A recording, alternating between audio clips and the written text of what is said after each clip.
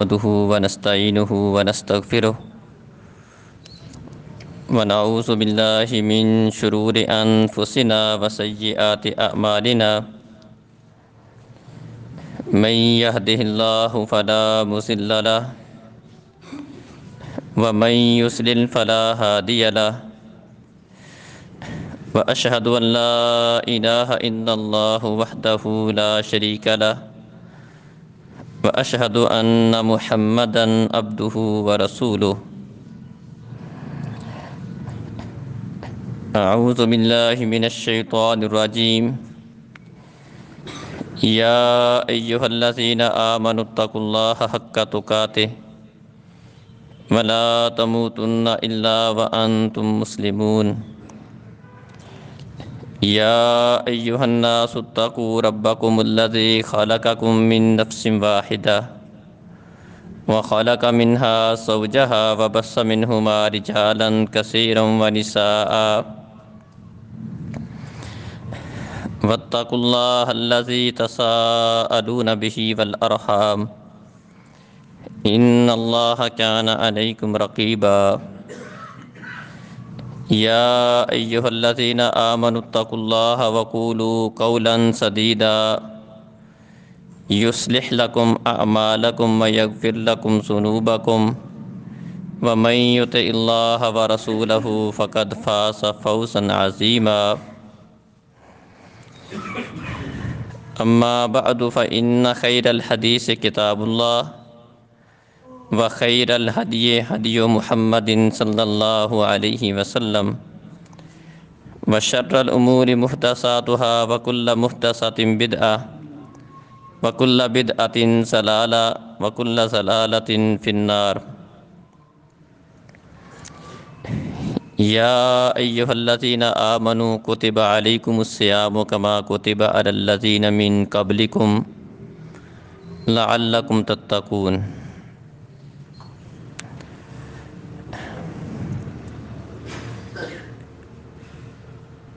محترم عزیز بھائیوں اور بزرگوں،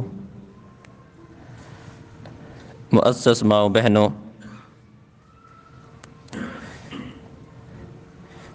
اللہ رب العزت کے احسانات اور انعامات میں سے ہم پر ایک بہت بڑا انعام اور احسان یہ ہے کہ اللہ رب العزت نے ہمیں ہماری زندگی میں دوبارہ رمضان کا مہینہ عطا کر دیا ہے۔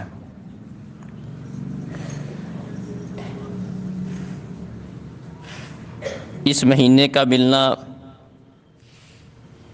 اس سے فائدہ اٹھانا یقیناً یہ بڑی سعادت کی بات ہے۔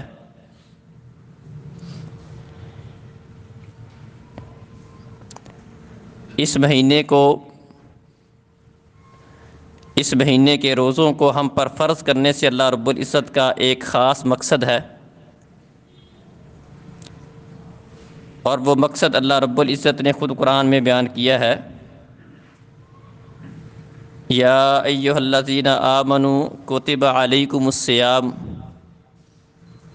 اے ایمان والو تم پر روزے رکھنا فرض کر دیا گیا ہے۔ کما کتب علی الذین من قبلکم، جس طرح کہ تم سے پہلے لوگوں پر روزے رکھنے فرض کیے گئے تھے۔ لعلکم تتقون، تاکہ تم متقی اور پرہیزگار بن جاؤ۔ اللہ رب العزت کا ہم پر روزوں کو فرض کرنے کا ایک بہت اہم مقصد ہے، اور وہ مقصد ہمیں متقی اور پرہیزگار بنانا ہے۔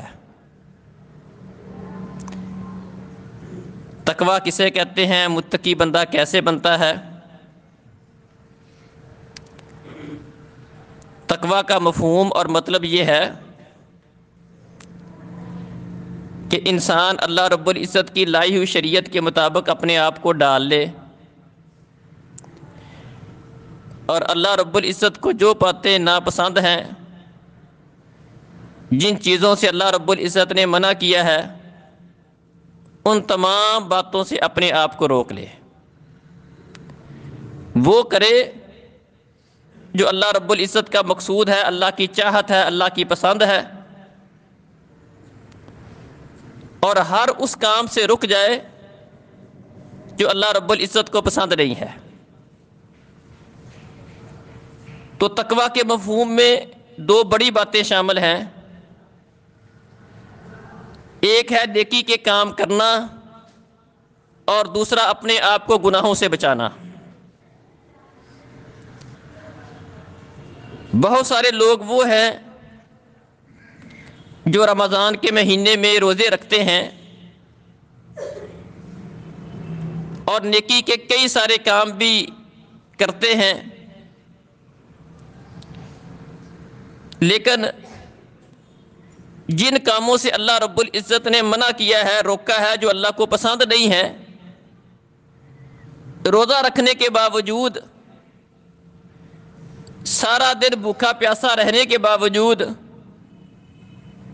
وہ والے کام کرتے چلے جاتے ہیں جو اللہ رب العزت کو پسند نہیں ہے۔ ایسا کرنے سے انسان روزے کے مقصد کو نہیں پا سکتا، روزے کا صحیح معنوں میں فائدہ نہیں اٹھا سکتا۔ دونوں باتوں کا اہتمام کرنا ضروری ہے۔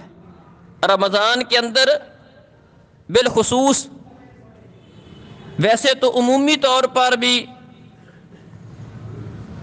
کسی بھی نیکی کو حقیر نہیں جانے بندہ، ہر نیکی کا کام کرے، عام روٹین میں بھی بندہ نیکی کا کام کرنا، یہ اللہ رب العزت کا ہم سے مطلوب اور مقصود ہے۔ ساری کی ساری زندگی اللہ رب العزت کی اطاعت میں گزارنا، یا ایھا الذین آمنوا اتقوا اللہ حق تقاتہ ولا تموتن الا وانتم مسلمون۔ ایمان والو، جس طرح اللہ سے ڈرنے کا حق ہے اس طرح ڈرو، اور تمہیں موت اس حالت میں آنی چاہیے کہ تم مسلمان ہو۔ مرنا تو کسی کے اختیار میں نہیں ہے، اللہ رب العزت کا یہ حکم دینا کہ تم مسلمان مرو، اس کا مطلب یہ ہے کہ ہر وقت اپنے آپ کو اسلام پر رکھو، ہر وقت اللہ رب العزت کی اطاعت پر کاربند رہو، کیونکہ موت کا کوئی وقت ہمارے علم میں نہیں ہے، کسی بھی وقت موت آ سکتی ہے۔ یہ مطلب ہے وَلَا تَمُوتُنَّ إِلَّا وَأَنْتُمْ مُسْلِمُونَ کا، کہ تم ہر وقت اللہ رب العزت کی اطاعت اور بندگی میں رہو، تاکہ جب بھی تمہیں موت آئے اللہ کی اطاعت پر اور اللہ کی بندگی میں موت آئے۔ وَعَبُدْ رَبَّكَ حَتَّى يَأْتِيَكَ الْيَقِينُ، اپنے رب کی عبادت کرو، اتنی دیر تک کرو یہاں تک کہ تمہیں موت نہیں آ جاتی۔ مرتے دم تک اللہ رب العزت کی عبادت اور بندگی کرنے کا ہمیں حکم ہے۔ لیکن رمضان کے اندر چونکہ یہ اللہ رب العزت کی بطور خاص رحمت کا مہینہ ہے، برکتوں والا مہینہ ہے، اس میں اللہ رب العزت کی رحمت بڑے جوبن پر ہوتی ہے۔ اللہ رب العزت گویا کہ بندوں کی معافی کے بہانے تلاش کرتے ہیں، تو اس مہینے میں بطور خاص عبادت اور بندگی کا اہتمام کرنا چاہیے۔ کون سے کام ایسے ہیں جنہیں ہمیں بطور خاص کرنا چاہیے، اور کون سی چیزیں ایسی ہیں جن کے اندر رمضان میں جن سے ہمیں اجتناب کرنا ضروری ہے؟ سب سے پہلی بات تو یہ یاد رکھیں کہ نیکی کا کوئی بھی عمل ہو اس کو حقیر نہیں جانے۔ لا تحقرن من المعروف شیئا، پیارے نبی صلی اللہ علیہ وسلم فرماتے ہیں نیکی کے کسی بھی کام کو حقیر نہیں جانو۔ وَلَوْ أَن تَلْقَ أَخَاكَ بِوَجْهٍ طَلْقٍ، اگرچہ وہ نیکی کا کام یہ ہو کہ اپنے بھائی کے سامنے مسکرا دو، کھلے چہرے کے ساتھ اپنے بھائی سے مل لو، یہ بھی اللہ کے ہاں ایک بہت بڑی نیکی ہے، اس کو بھی حقیر نہیں جانو۔ نیکی کے کسی بھی کام کو حقیر نہیں جاننا چاہیے، اور کسی بھی کام کو، نیکی کے کسی بھی کام کو اس وجہ سے نہیں چھوڑ دینا چاہیے کہ یہ معمولی ہے۔ بعض اوقات انسان کی چھوٹی سی نیکی اللہ کی بارگاہ میں اللہ کو پسند آ جاتی ہے، اور وہی چیز بندے کی نجات کا ذریعہ بن جاتی ہے۔ ساری زندگی گناہوں میں گزارتا ہے، لیکن کسی ایک نیکی کی وجہ سے اللہ رب العزت اس کو معاف کر دیتا ہے۔ ہاں، چند ایک کام ایسے ہیں جو ہمیں بطور خاص رمضان کے اندر کرنے چاہیے۔ ان میں سے سب سے پہلا کام تو روزوں کی اللہ تعالیٰ نے فرضیت والا ہے، روزوں کو اللہ تعالیٰ نے فرض کیا ہے۔ اس کو عام نہ سمجھیں۔ بہت سارے لوگ اپنے مصروفیت کا بہانہ بنا کر، محنت مشقت کو بہانہ بنا کر، بنیاد بنا کر رمضان کے روزے نہیں رکھتے ہیں۔ چھوٹے چھوٹے مسئلے، اپنے کوئی چھوٹا موٹا بیماری والا معاملہ، اس کو بنیاد بنا کر رمضان کے روزوں کو ترک کر دیتے ہیں۔ یہ کوئی اختیاری چیز نہیں ہے، اور نہ ہی یہ اللہ تعالیٰ نے رمضان کے روزے فارغ لوگوں کے لیے رکھے ہیں کہ جو فارغ ہیں، جنہیں کوئی کام نہیں ہے، وہ رمضان کے روزے رکھ لیں، جو مصروف لوگ ہوتے ہیں وہ چھوڑ دیں۔ ایسا نہیں ہے۔ رمضان کے روزے رکھنا اللہ تعالیٰ نے تمام اہل ایمان پر فرض کیے ہیں، اہل ایمان کو مخاطب کر کے، یا ایھا الذین آمنوا، ہر وہ بندہ جو اپنے آپ کو ایمان والا کہتا ہے، جو سمجھتا ہے میں اس کیٹیگری میں شامل ہوں، جو میں اہل ایمان میں سے ہوں، اس کے لیے یہ حکم ہے، کتب علیکم الصیام، تم پر روزہ رکھنا فرض کر دیا گیا ہے، لکھ دیا گیا ہے۔ تو سب سے پہلی بات یہ یاد رکھیں کہ یہ کوئی اختیاری چیز نہیں ہے۔ ہاں، جس کا کوئی واقعتاً شرعی عذر ہے، بیمار ہے، روزہ نہیں رکھ سکتا ہے، مسافر آدمی ہے، اس کے لیے روزہ رکھنا مشکل ہے، بوڑھا آدمی ہے، روزہ نہیں نبھا سکتا، اس کے لیے شریعت نے رخصت دی ہے کہ مریض آدمی ہے بعد میں رکھ لے، بوڑھا آدمی ہے نہیں رکھ سکتا فدیہ دے لے، مریض ایسا ہے کہ روزہ نہیں نبھا سکتا، کوئی ایسے مریض بھی ہوتے ہیں جو بہت سنجیدہ قسم کے مریض ہوتے ہیں، ان کے لیے رخصت دے دی ہے کہ وہ ہر روزے کے بدلے میں ایک مسکین کو کھانا کھلا دیں۔ بوڑھا آدمی ہے، روزہ نہیں نبھا سکتا، اس کے لیے شریعت نے، اللہ تعالیٰ نے رخصت دے دی ہے کہ ہر روزے کے بدلے میں ایک مسکین کو ایک ٹائم کا کھانا کھلا دیں۔ مسافر آدمی ہے، وقتی طور پر روزہ نہیں رکھ سکتا، اس کو معافی نہیں ہے، اس کے لیے حکم یہ ہے کہ وقتی نہیں رکھ سکتا ہے، سفر کی وجہ سے اسے دشواری ہے، بعد میں رکھ لے۔ باقی اللہ رب العزت نے چھوٹے موٹے مسئلوں کی وجہ سے، مصروفیت کی وجہ سے روزوں کی معافی کا کوئی پروانہ جاری نہیں کیا، روزے رکھنے سب پر فرض ہے۔ روزہ رکھنے کے ساتھ رمضان کے اندر جو بطور خاص قیام کرنے کا ہے، وہ قرآن و مجید کی تلاوت، رات کا قیام ہے۔ سلف صالحین رمضان کے مہینے کے اندر قرآن و مجید کے ساتھ اپنا تعلق بہت گہرا کر لیتے تھے۔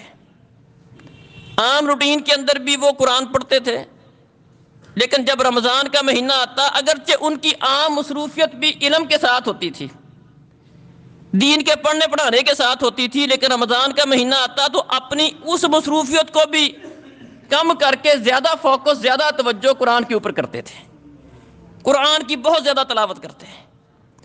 خود نبی کریم صلی اللہ علیہ وسلم عام روٹین کے اندر بھی قرآن کی بہت تلاوت کرتے تھے۔ آپ پیارے نبی صلی اللہ علیہ وسلم رات کا قیام کرتے، آپ کے پاؤں مبارک سوج جاتے، کہنے والے آپ کو کہتے کہ آپ اتنا لمبا قیام کیوں کرتے ہیں؟ تو پیارے نبی صلی اللہ علیہ وسلم فرماتے، افلا اکون عبدا شکورا، میں اتنا لمبا قیام اس لیے کرتا ہوں کہ میرے اوپر اللہ کے احسانات بڑے ہیں، میں ان احسانات کے شکر کے طور پر اتنا لمبا قیام کرتا ہوں، میں اللہ کا شکر کرنے والا بندہ نہ بنوں۔ اللہ نے میرے سر پر نبوت کا تاج رکھا ہے، مجھے نبیوں کا امام بنایا ہے، اول شافع اول مشفع بنایا ہے، سب سے پہلے سفارشی، سب سے پہلے جن کی سفارش قبول ہوگی، سب سے پہلے جن کے کہنے پر جنت کا دروازہ کھلے گا، سب سے پہلے جو جنت میں جائیں گے، جس کی امت سب سے زیادہ ہوگی۔ اللہ نے مجھے اتنے انعامات سے نوازا ہے، اتنے مجھ پر احسانات ہیں اللہ کے، تو جس بندے پر اللہ کے احسانات زیادہ ہوتے ہیں، اس سے شکر کا مطالبہ بھی اسی لحاظ سے ہوتا ہے۔ عام بندہ غلطی کرے وہ بھی غلطی ہے، لیکن وہ بندہ غلطی کرے جس کے اوپر اللہ کے احسانات زیادہ ہیں، اس کی غلطی بہت بڑی غلطی شمار ہوتی ہے، وہ عام غلطی نہیں رہتی۔ اللہ تعالیٰ نے نبی کی بیویوں کو مخاطب کر کے فرمایا تھا کہ تم عام عورتوں کی طرح نہیں ہو، تم نبی کی بیویاں ہو، تم میں سے جو غلطی کرے گا میں اس کو ایسا عذاب دوں گا جو کسی کو نہیں دیا ہوگا، کیونکہ تمہارا مقام اور مرتبہ بڑا ہے۔ تو جس کا مقام زیادہ ہوتا ہے، مرتبہ زیادہ ہوتا ہے، جس کے دل میں یہ احساس ہے کہ مجھ پر اللہ کے احسانات زیادہ ہے، اس سے شکر کا تقاضا بھی اسی لحاظ سے ہوتا ہے۔ تو ایک تو رات کا قیام ہے، نبی کریم صلی اللہ علیہ وسلم لمبا قیام کرتے تھے عام روٹین کے اندر بھی، اور رمضان کے اندر بطور خاص آپ نے اس کی ترغیب دی، فرمایا من قام رمضان ایمانا واحتسابا غفر له ما تقدم من ذنبہ۔ جو بندہ رمضان کا قیام ایمان کے ساتھ اور نیکی کی نیت کے ساتھ کرتا ہے، اللہ رب العزت اس کے پچھلے گناہ معاف کر دیتا ہے۔ اس قدر یہ اللہ تعالیٰ کو پسندیدہ چیز ہے رات کا قیام، بڑی شاندار چیز ہے۔ اور امام کے ساتھ قیام کرنا، اس کی بھی ترغیب دی۔ ویسے رات کا قیام گھر میں کیا جائے یہ بھی ٹھیک ہے، اکیلے میں کیا جائے یہ بھی ٹھیک ہے، انفرادی طور پر کر لیا جائے یہ بھی ٹھیک ہے۔ اگر خود سے اتنا قرآن یاد نہیں ہے یا اتنا زیادہ نہیں پڑھ سکتا، امام کے ساتھ، جسے ہم تراویح کہتے ہیں، نبی کریم صلی اللہ علیہ وسلم نے فرمایا من قام مع الامام حتی ینصرف معه کتب له قیام لیلہ۔ جو بندہ امام کے ساتھ قیام کرتا ہے یہاں تک کہ اس کے ساتھ فارغ ہوتا ہے، امام 8 رکعتیں 11 رکعتیں پڑھاتا ہے، امام کے ساتھ قیام کرتا ہے اور امام کے ساتھ آخر تک رہتا ہے، پھر جا کر سو جاتا ہے، سحری کے وقت اٹھتا ہے، پھر جو 4 رکعتیں اللہ تعالیٰ اس کو توفیق دیتا ہے وہ پڑھ لیتا ہے۔ یہ جو درمیانی پیریڈ ہے، فرمایا اللہ رب العزت اس کو بھی اس کے لیے رات کا قیام لکھ دیتا ہے۔ جو بندہ امام کے ساتھ اس طرح قیام کرتا ہے کہ آخر تک اس کے ساتھ رہتا ہے، تو رات کا قیام کرنا، اس کا بھی اہتمام کرنا چاہیے۔ اسی طرح جیسا کہ میں نے کہا کہ قرآن کے ساتھ گہرا تعلق رات کے قیام میں بھی ہونا چاہیے، اور عام روٹین کے اندر بھی اس کے ساتھ گہرا تعلق ہونا چاہیے۔ رمضان کے اندر نبی کریم صلی اللہ علیہ وسلم فرماتے ہیں کہ جبریل میرے پاس آتے اور میرے ساتھ قرآن کا دور کرتے، مجھ سے قرآن سنتے۔ تو پیارے نبی صلی اللہ علیہ وسلم پورے رمضان کے اندر جبریل کے ساتھ قرآن کا دور کرتے تھے، قرآن کو سناتے تھے، جبریل آتے تھے قرآن سننے کے لیے آپ سے رمضان کے اندر۔ اور جب آخری رمضان تھا آپ کا، اس وقت تو جبریل نے ڈبل دور کروایا تھا آپ کو، اور اسی چیز کو بطور علامت کے پیارے نبی صلی اللہ علیہ وسلم کا، چونکہ یہ آخری رمضان تھا، تو پیارے نبی صلی اللہ علیہ وسلم نے اپنی بیٹی فاطمہ کو بلا کے کہا تھا کہ جبریل ہر سال آتے ہیں، ایک دفعہ دور کرواتے ہیں، اس سال آئے ہیں ڈبل دور کروایا ہے، میری موت کا وقت قریب آ گیا ہے۔ کیونکہ جب بندے کو پتہ ہو کہ میرا اندازہ ہو کہ میری موت کا وقت قریب آ گیا ہے، تو وہ بندہ زیادہ طرح کوشش کرتا ہے، اور اللہ تعالیٰ کا بھی یہی حکم ہے وَإِذَا فَرَغْتَ فَانْصَبْ۔ اللہ کے رسول جو مشن ہم نے آپ کو دے کر بھیجا تھا وہ مشن مکمل ہو گیا ہے، اب آپ اپنی آخرت کی تیاری کریں۔ پہلے بھی کرتے تھے لیکن مشن مکمل ہو گیا، اب زیادہ فوکس سارے کا سارا اسی پر کر لیں۔ تو اسی مناسبت سے جبریل عام روٹین میں بھی دور کرواتے تھے، لیکن رمضان کے اندر ڈبل، آخری رمضان میں ڈبل دور کروایا۔ تو ایک تو اس کا اہتمام کرنا چاہیے۔ اسی طرح دعا کا کثرت سے اہتمام کرنا چاہیے۔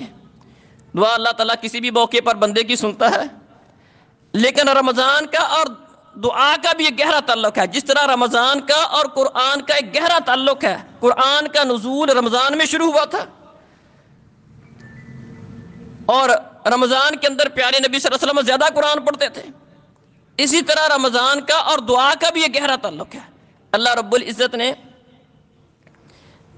روزوں کے مسائل کا تذکرہ کرتے ہوئے درمیان میں دعا کا تذکرہ کیا، وَإِذَا سَأَلَكَ عِبَادِي عَنِّي فَإِنِّي قَرِيبٌ أُجِيبُ دَعْوَةَ الدَّاعِ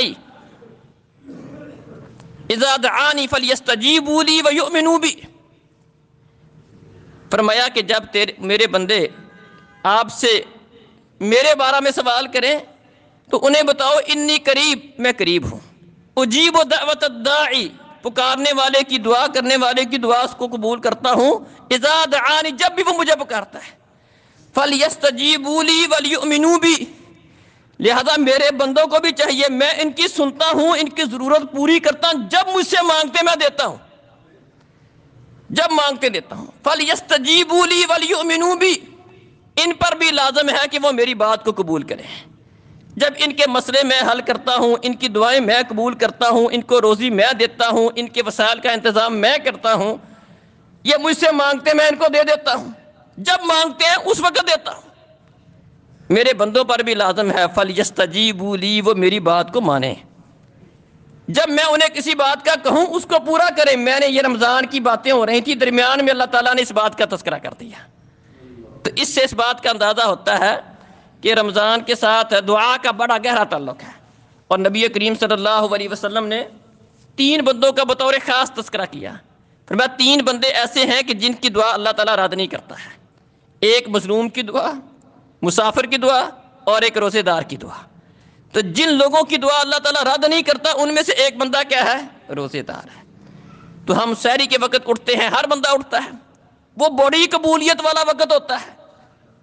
عام روٹین میں شاید بندہ نہ اٹھے، لیکن رمضان کے اندر تو ہر بندہ روزہ رکھنے کے لیے اٹھے گا، اور اس وقت اللہ احکم الحاکمین رات کا پچھلا پہر ہوتا ہے، آسمان دنیا پر آ کر بندوں کے سامنے اعلان کرتے ہیں کوئی مانگنے والا جس کو میں دے دوں، کوئی گناہوں کی معافی مانگنے والا ہو، کوئی روزی کا سوال کرنے والا ہو، کسی نے اپنا کوئی مسئلہ حل کروانا ہو، کھلا آپشن ہے۔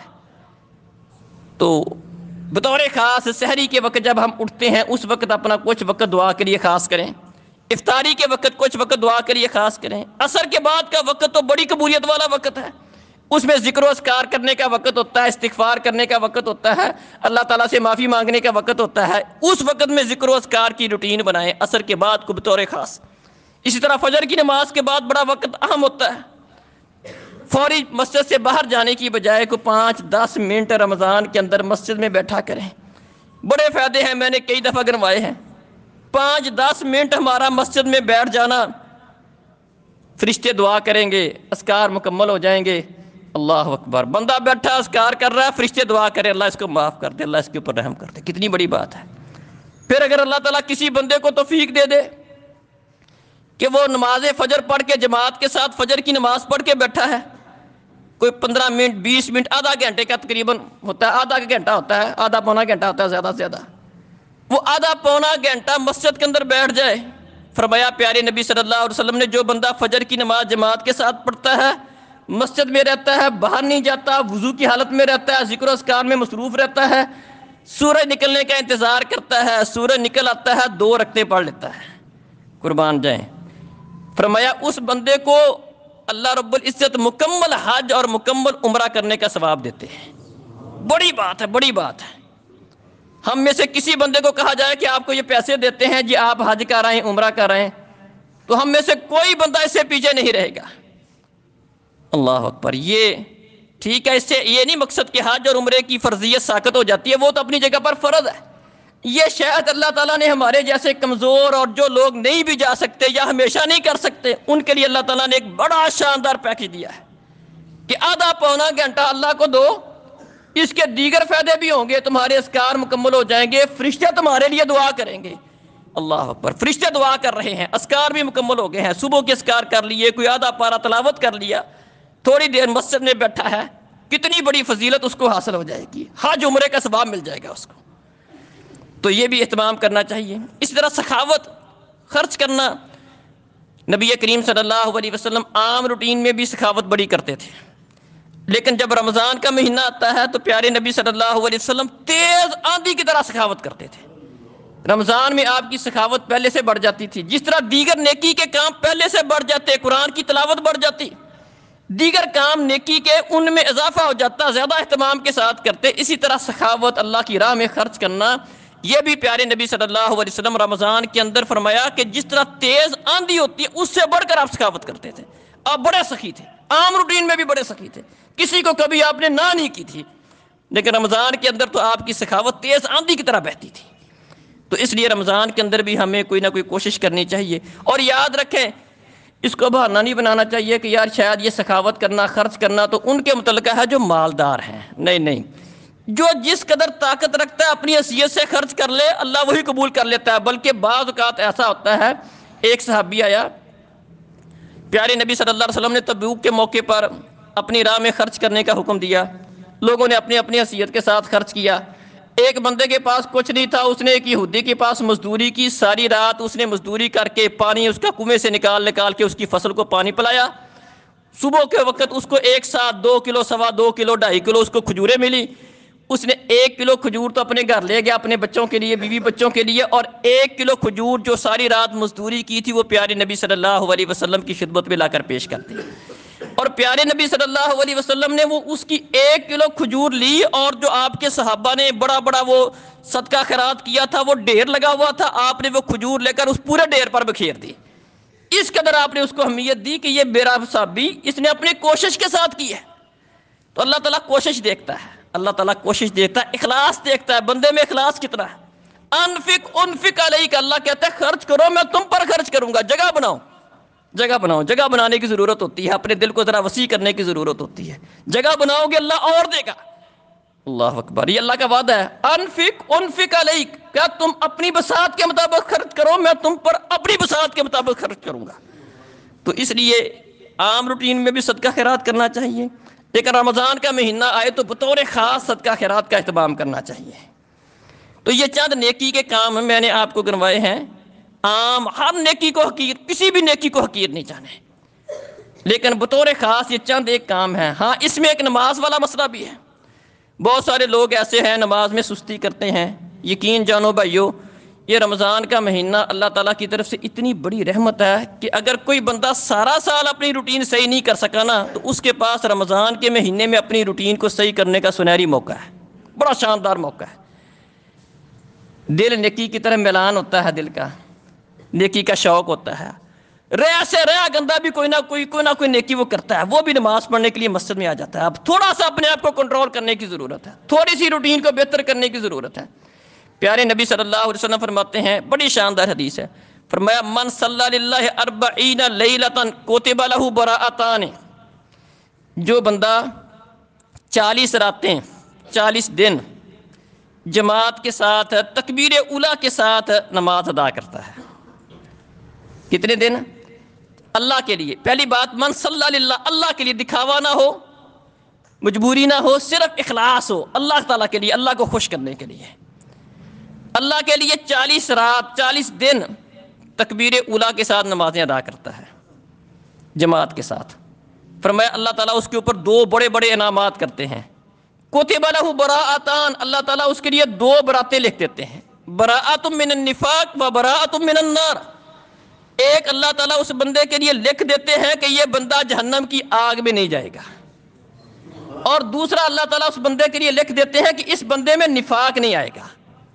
اللہ تعالیٰ اس کے لیے 2 براتیں لکھ دیتے ہیں، نفاق سے اس کو پاک کر دیتے ہیں ہمیشہ کے لیے، اور اس بندے کو جہنم کی آگ سے محفوظ کر دیتے ہیں. اصل میں اس میں حکمت یہ سمجھ آتی ہے کہ جو بندہ 40 دن یہ روٹین بنا لے، اب وہ ایسا نہیں ہوگا کہ پھر پٹری سے اتر جائے. یہ 30 روزے رمضان کے ہیں، 30 دن اس کا اہتمام کر لیں کہ جماعت کے ساتھ طے کر لیں کہ میں نے جماعت کے ساتھ نماز نہیں چھوڑنی. تکبیر اولیٰ کے ساتھ جب امام اللہ اکبر کہتا ہے اس وقت میں نے مسجد میں ہونا، اس سے پہلے. اور 30 روزے یہ ہیں، 10 مزید اہتمام کر لے کوشش کرنے کے ساتھ. انشاءاللہ اللہ تعالیٰ اس کو یہ صلہ دے گا کہ پوری زندگی کے لیے اس کو نمازی بنا دے گا. یہ اللہ کا وعدہ ہے، کیونکہ اللہ نے اس بندے کو جہنم سے بچانا ہے جو نمازی ہے. نماز پڑھنے سے بندہ مسلمان بنتا ہے، اس کا مطلب ہے کہ اللہ تعالیٰ اس کو پکا نمازی بنا دے گا. تو جس بندے کو مسئلہ ہوتا ہے جماعت کے ساتھ نماز پڑھنے میں سستی ہوتی ہے، نماز کے اندر سستی کرتا ہے، رمضان کا مہینہ بہترین موقع ہے اپنی سستی کو دور کرنے کا. اور اس میں جیسا کہ میں نے ذکر کیا کہ اللہ کا مقصد ہے لعلکم تتقون، تم متقی بن جاؤ، پرہیزگار بن جاؤ. تو متقی اور پرہیزگار بننے کے لیے نیکی کے کام کرنا بھی ضروری ہے اور گناہوں سے بچنا بھی ضروری ہے. ہر گناہ کا کام اس سے بھی بچے. خالی نماز پڑھ لے، روزہ رکھ لے، کوئی زکوٰۃ ادا کر لے، کوئی صدقہ خیرات کر لے، قرآن کی تلاوت بھی کرتا ہے، لیکن اپنے معمولات بہتر نہیں کرتا ہے. جو نافرمانی کے کام پہلے کرتا تھا وہی کرتا چلا جاتا ہے، تو پھر اس رمضان کا یہ فائدہ جو ہونا چاہیے وہ نہیں ہوگا. پیارے نبی صلی اللہ علیہ وسلم فرماتے ہیں من لم یدع قول الزور والعمل به فلیس للہ حاجۃ ان یدع طعامہ وشرابہ. جو بندہ روزہ رکھ کر بھی اپنے معمولات کو صحیح نہیں کرتا، جھوٹ نہیں چھوڑتا، 2 نمبری نہیں چھوڑتا، تو اللہ احکم الحاکمین کو اس بندے کے بھوکا پیاسا رہنے کی کوئی ضرورت نہیں ہے. بلکہ فرمایا اذا کان یوم الصوم احدکم، جب تم میں سے کسی بندے کے روزے کا دن ہو، فلا یرفس ولا یسخب، تو وہ بندہ کی بہودہ گٹیا فضول بات نہ کرے، ولا یسخب، حتیٰ کہ وہ بازاروں کے اندر شور شرابہ بھی نہ کرے، اونچی اونچی آوازوں سے بھی نہ بولے. ولا یسخب، شور شرابہ نہ کرے، کسی کو گالی نہ دے. بلکہ فرمایا فَإِن سَابَكَ أَحَدٌ، اگر کوئی بندہ اور اس کو گالی بھی دے دے تو اس کی گالی کا جواب گالی کے ساتھ نہ دے، بلکہ یہ کہے بھئی میں روزے دار ہوں، میں تمہاری گالی کا جواب گالی کے ساتھ نہیں دے سکتا. تمہاری بدتمیزی کا جواب بدتمیزی کے ساتھ نہیں دے سکتا، تمہارے برے اخلاق کا جواب، برے رویے کا جواب برے رویے کے ساتھ نہیں دے سکتا۔ تو رمضان کے مہینے کے اندر اس قدر اپنے آپ کو گناہوں سے بچانے کا بھی اہتمام کرنا چاہیے۔ اللہ تعالیٰ فرماتے ہیں ان السمع والبصر والفؤاد کل اولئک کان عنہ مسئولا، فرمایا انسان سے کل قیامت والے دن اس کے کانوں کے متعلق، اس کی آنکھوں کے متعلق اور اس کے دل کے متعلق سوال کیا جائے گا۔ بطور خاص اپنی آنکھوں کی حفاظت کرے، رمضان کا روزہ رکھ لیا، اب اپنی آنکھوں کو بد نظری سے بچائے، موبائل کے اندر گندی چیزیں دیکھتا رہے، بازاروں میں غیر محرم عورتوں کو دیکھتا رہے اور روزے سے ہو، اس روزے کا فائدہ نہیں ہوگا۔ بلکہ پیارے نبی صلی اللہ علیہ وسلم نے ایک دن صحابہ کو فرمایا کہ میرے صحابہ ایاکم والجلوس علی الطرقات، راستوں پر مت بیٹھو۔ صحابہ کرام کہتے ہیں اللہ کے رسول مجبوری ہوتی ہے راستے پر بیٹھنا، باتیں کرنی ہوتی ہیں، کوئی کام ہوتا ہے، مجبوری ہے راستے پر بیٹھنا، چوک چراہے میں کھڑے ہونا مجبوری ہے۔ فرمایا فآتوا الطریق حقہ، اگر تمہاری مجبوری ہے تو راستے کو اس کا حق دو۔ کہ اللہ کے رسول یہ راستے کا حق کیا ہوتا ہے؟ فرمایا غض البصر، راستے کا حق یہ ہے کہ اپنی نظر کو نیچا کر۔ اگر راستے میں کھڑا ہونا پڑ جائے، چوک چراہے میں کھڑا ہونا پڑ جائے، تمہاری نظر کسی دوسرے پر نہیں پڑنی چاہیے۔ عام روٹین کے اندر بھی اس نظر کی حفاظت کرنے کا حکم ہے، اور کل قیامت والے دن اللہ نے اس نظر کے متعلق پوچھنا ہے۔ اللہ کی نعمت اللہ نے پوچھنا کیا استعمال کیا تھا، لیکن روزے کی حالت میں اس کا حفاظت کا زیادہ اہتمام کرنے کی ضرورت ہے۔ کئی لوگ روزہ رکھ لیتے ہیں، سارا دن گیمیں کھیلتے رہتے ہیں، ویڈیو دیکھتے رہتے ہیں، وہی گند جو پہلے دیکھتے تھے وہ اسی طرح کرتے رہتے ہیں، یہ بالکل غلط ہے۔ اسی طرح کانوں کا غلط استعمال، روزہ رکھ کر بھی موسیقی سنتا ہے، گانے سنتا ہے، غلط چیزیں سنتا رہتا ہے، غیبتیں چگلیاں سنتا رہتا ہے۔ اللہ اکبر۔ ایک دفعہ ابو داود میں حدیث ہے، ابن عمر رضی اللہ عنہ جا رہے تھے، کسی دور جگہ سے کوئی باجے کی کوئی ساز کی آواز آ رہی تھی، تو ابن عمر رضی اللہ عنہما نے اپنی انگلیاں اپنے کانوں میں ڈال لیں۔ ان کا شاگرد نافع ان کے ساتھ تھا، تھوڑا سا دور گئے، راستے سے ہٹ گئے، ایک سائڈ پہ ہو گئے، راستے سے ہٹ کر اپنے ساتھی سے کہنے لگے، اپنے شاگرد سے کہنے لگے نافع وہ جو آواز پہلے آ رہی تھی اب تو نہیں آ رہی؟ کہا نہیں جی اب نہیں آ رہی۔ پھر اپنے کانوں سے انگلیاں نکالیں اور کہنے لگے کہ میں اللہ کے رسول کے ساتھ تھا، ایک دفعہ اس طرح دور سے کوئی آواز آئی تھی، کوئی بانسری بجا رہا تھا، کوئی ساز کی آواز تھی، کوئی باجے کی آواز تھی، تو پیارے نبی صلی اللہ علیہ وسلم نے اسی طرح کیا تھا۔ اس قدر پیارے نبی صلی اللہ علیہ وسلم اس چیز سے نفرت کرتے تھے۔ تو روزے کے اندر یہ نفرت اور زیادہ ہونی چاہیے۔ روزہ رکھ کر بھی بندہ یہ ساری چیزیں سنتا رہتا ہے تو اس کے روزے کا فائدہ نہیں ہوگا۔ بعض لوگ فضول اپنا وقت ضائع کرتے رہتے ہیں، گیمیں کھیلتے رہتے ہیں وقت گزارنے کے لیے، عام روٹین میں بھی غلط ہے۔ یہ وقت بڑا قیمتی ہے، والعصر ان الانسان لفی خسر، اللہ تعالیٰ نے اس وقت کی قسم اٹھائی ہے، وقت کی اہمیت کے پیش نظر قرآن میں وقت کی قسم اٹھائی ہے۔ عام روٹین میں بھی وقت کو ضائع نہیں کرنا چاہیے، لیکن روزے کے اندر، رمضان کے اندر قیمتی ترین وقت جو اللہ کی عبادت میں ہونا چاہیے، بندگی میں ہونا چاہیے، قرآن کی تلاوت میں ہونا چاہیے، ذکر و اذکار میں ہونا چاہیے، وہ ہم گیموں پر ضائع کر دیں، فضول کاموں میں ضائع کر دیں، یہ بالکل غلط ہے۔ اسی طرح اپنی زبان کی حفاظت کرنا عام روٹین میں بھی ضروری ہے، عام روٹین میں بھی ضروری ہے۔ فرمایا اکثر خطا ابن آدم فی لسانہ، ابن آدم جتنے گناہ کرتا ہے، جتنی غلطیاں کرتا ہے، سب سے زیادہ گناہ انسان کے اس کی زبان کی وجہ سے ہوتے ہیں، لیکن رمضان کے اندر اس زبان کی حفاظت کرنا اور زیادہ ضروری ہو جاتا ہے۔ عام روٹین میں بھی آپ کا حکم ہے من کان یؤمن باللہ والیوم الآخر فلیقل خیرا او لیصمت، جو بندہ اللہ پر ایمان لاتا ہے، آخرت کے دن پر ایمان لاتا ہے، زبان کی حفاظت کرے، خیر کی بات کرے یا خاموش رہے۔ لیکن رمضان کے اندر اس کی اہمیت اور بڑھ جاتی ہے، کیونکہ فرمایا پیارے نبی نے جو زبان کی حفاظت نہیں کرتا، جھوٹ بولتا چلا جاتا ہے، غلط بکتا چلا جاتا ہے، اللہ تعالیٰ کو اس بندے کے بھوکا پیاسا رہنے کی کوئی ضرورت نہیں ہے۔ تو روزے کی حالت میں بطور خاص زبان کی حفاظت کا اہتمام کرنا چاہیے۔ اسی طرح اور دیگر کئی سارے غلط کام ہیں، کئی سارے ایسے کام ہیں جو اعلانیہ بندے کرتے ہیں، ہم اعلانیہ گناہ کرتے ہیں۔ پیارے نبی صلی اللہ علیہ وسلم فرمایا کل امتی معافا الا المجاہرین، اللہ میری ساری امت کو معافی دے دے گا سوائے ان لوگوں کے جو اعلانیہ گناہ کرنے والے ہیں۔ اللہ اکبر۔ اعلانیہ گناہ کرنے کا مطلب کیا ہے؟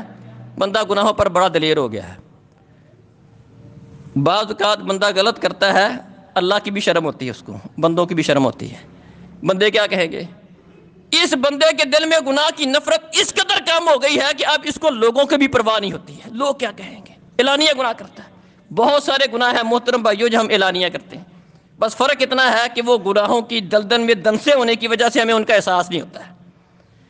میں نے کئی دفعہ توجہ دلائی ہے، دیکھیں یہ داڑھی کا رکھنا اللہ کے رسول صلی اللہ علیہ وسلم کا حکم ہے، آپ کی سنت بھی ہے، حکم ہے پیارے نبی صلی اللہ علیہ وسلم کا، اور اس کو فطرت میں قرار دیا ہے کہ فرمایا کہ 10 چیزیں یہ فطرت میں سے شامل ہیں، ان میں سے ایک چیز داڑھی کو معاف کرنا ہے۔ پیارے نبی صلی اللہ علیہ وسلم آف اللحا، بہت ساری احادیثوں کے اندر اس بات کا حکم دیا کہ اس داڑھی کو معاف کر دو، اس کو بڑھاؤ، اس کو اپنی حالت پر چھوڑ دو۔ اور جن لوگوں نے اس کو چھیڑ چھاڑ کیا تھا، اس کو مونڈا تھا، تو پیارے نبی صلی اللہ علیہ وسلم نے ان سے اپنا منہ موڑ لیا تھا اور فرمایا تھا کہ تمہیں یہ کام کرنے کا کس نے حکم دیا ہے؟ وہ ایرانی تھے، کہنے لگے ہمارے رب نے اس بات کا حکم دیا ہے، وہ اپنے بادشاہ کو اپنا رب کہتے تھے۔ پیارے نبی نے ان سے منہ موڑ لیا، کہا میرا رب تو اس کو بڑھانے کا، معاف کرنے کا حکم دیتا ہے، اور تمہارا رب اس کو کترانے کا اور مڈانے کا حکم دیتا ہے۔ تو یہ اعلانیہ گناہ ہے محترم بھائیو۔ اللہ تعالیٰ سے وعدہ کرے، رمضان کے اندر اللہ نے موقع دیا ہے کہ اللہ تعالیٰ سے وعدہ کرے کہ یہ گناہ جو اعلانیہ ہم کرتے ہیں، روٹین کے ساتھ کرتے چلے جاتے ہیں۔ ایک گناہ ہوتا ہے کہ بندہ کبھی کبھار کرتا ہے، کئی گناہ ایسے ہوتے ہیں جو بندہ مستقل کرتا ہے اور مستقل گناہ کی حالت میں رہتا ہے۔ یہ ایسا گناہ ہے جس طرح بعض کام ایسے ہوتے ہیں، بندے نے صبح روزہ رکھا ہے نا، صبح روزہ رکھا ہے، سحری ایک دفعہ کھائی ہے، لیکن سارا دن نیکی کی حالت میں ثواب ملتا رہتا ہے، سارا دن بندہ نیکی کی حالت میں رہتا ہے۔ اسی طرح یہ گناہ بھی ایسا ہے، گناہ ایک دفعہ کرتا ہے لیکن مسلسل بندہ گناہ کی حالت میں رہتا ہے۔ بعض گناہ ایک دفعہ کیے، چوری کی ہے، جتنی دیر تک چوری کیا اتنی دیر تک گناہ کیا نا، اس کے بعد تو وہ گناہ نہیں رہا، گناہ ہے بڑا، لیکن چوری کرتے وقت وہ چور ہے، جب چوری کرنے اس نے ختم کر دیے وہ گناہ جو لکھا گیا سو لکھا گیا۔ لیکن یہ گناہ ایسا ہے جو بندہ مسلسل گناہ کی حالت میں رہتا ہے، تو اس کو اس کی حالت پر چھوڑ دیں۔ اللہ سے وعدہ کریں کہ ہم رمضان کا جو اللہ تعالیٰ نے ہمیں موقع دیا ہے، اس سے ہم فائدہ اٹھائیں گے۔ شلوار کو ٹخنوں سے نیچے رکھنا ہے، یہ بھی بہت بڑا جرم ہے، بہت بڑا گناہ ہے، ہمارے معاشرے میں اس کو کچھ سمجھا ہی نہیں جاتا۔ پیارے نبی صلی اللہ علیہ وسلم نے 4 وعیدیں بیان کی، فرمایا ثلاثۃ لا یکلمہم اللہ یوم القیامہ ولا ینظر الیہم ولا یزکیہم ولہم عذاب علیم۔ 3 بندے ایسے ہیں اللہ ان سے اتنا ناراض ہوتا ہے کہ اللہ رب العزت ان کی طرف دیکھنا بھی پسند نہیں کرتا، ان سے بات کرنا پسند نہیں کرے گا، ان کو گناہوں سے پاک نہیں کرے گا، ان کو دردناک عذاب بھی دے گا۔ صحابہ کرام کہتے ہیں اللہ کے رسول وہ کون لوگ ہیں؟ خابوا وخاسروا من ہم یا رسول اللہ، یہ کون لوگ ہیں اللہ کے رسول؟ ان کا تو بیڑا ہی غرق ہو گیا، کون لوگ ہیں یہ؟ فرمایا المسبل ازارہ، پہلا بندہ فرمایا وہ شخص جو اپنی شلوار، اپنی چادر، اپنی تہبند، اپنی پینٹ اپنے ٹخرے سے نیچے لٹکاتا ہے، کتنا بڑا گناہ ہے۔ فرمایا ما اسفل من الکعبین ففی النار، جتنا حصہ بندے کا ٹخرے سے نیچے ہوگا آگ میں جائے گا، پیارے نبی کا فرمان ہے۔ تو اس طرح کے بہت سارے اور بھی گناہ ہیں محترم بھائی اور بزرگوں۔ تو میں نے عرض کیا تھا کہ اللہ تعالیٰ نے ہم پر روزے فرض کیے ہیں، اس کے 2 بڑے مقصد بیان کیے ہیں۔ اس کا مقصد بیان کیا لعلکم تتقون، تم متقی بن جاؤ، پرہیزگار بن جاؤ۔ تو متقی پرہیزگار بننے کے لیے 2 کام کرنا ضروری ہے۔ ایک وہ کام جن کا اللہ نے حکم دیا جو اللہ کو پسند ہے، اللہ کی چاہت ہے، اللہ نے ان کا حکم دیا ہے، ان کاموں کو کیا جائے، ہر نیکی کا کام اس کو کرنا متقی بننے کے لیے ضروری ہے۔ اسی طرح متقی اور پرہیزگار بننے کے لیے ضروری ہے کہ ہر اس کام سے رک جائے جو اللہ کو پسند نہیں ہے۔ یہ تقویٰ کا مفہوم ہے کہ ہر وہ کام کیا جائے جو اللہ کو پسند ہے، اور ہر اس کام سے اپنے آپ کو روک لے جو اللہ کو پسند نہیں ہے۔ اور یہ اللہ تعالیٰ نے ہم پر روزے فرض کرنے کا مقصد بیان کیا ہے۔ تو ہم میں سے ہر بندے کو نہ صرف روزے رکھنے چاہیے بلکہ اس مقصد کو بھی سمجھنا چاہیے، اور اس مقصد کو سمجھتے ہوئے روزے رکھنے چاہیے، اور اس مقصد کو پورا کرنے کی کوشش کرنی چاہیے۔ اللہ تعالیٰ سے دعا ہے کہ اللہ تعالیٰ ہمیں رمضان سے صحیح معنوں میں فائدہ اٹھانے کی توفیق عطا فرمائے۔ جب یہ رمضان گزرے تو ہم بھی اللہ تعالیٰ کے ان بندوں میں شامل ہو جائیں جن کے متعلق اللہ تعالیٰ فرماتے ہیں کہ یہ میرے متقی تقوی والے بندے ہیں۔ اللہ تعالیٰ ہمیں تقویٰ عطا فرمائے، اللہ تعالیٰ سے ڈرنے کی توفیق عطا فرمائے، رمضان سے فائدہ اٹھانے کی توفیق عطا فرمائے۔